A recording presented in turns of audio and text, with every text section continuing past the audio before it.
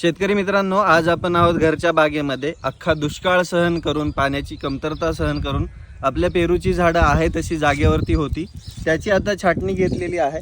साधारणतः 2 ते 3 दिवस छाटणी झालेली आहे आणि आता डोळे फुगायला सुरुवात झालेली आहे. साधारणतः याला छाटणीनंतर आपण मोनोक्रोटोफॉस 1.5 मिली, blue copper 2 gram, M45 2 gram आणि त्याच्यामध्ये ग्रोवर 2 मिलीने टाकलं होतं आणि त्याची फवारणी घेतली होती. आता याला आपण पूर्णतः शेणखत भरून घेतलेलं आहे.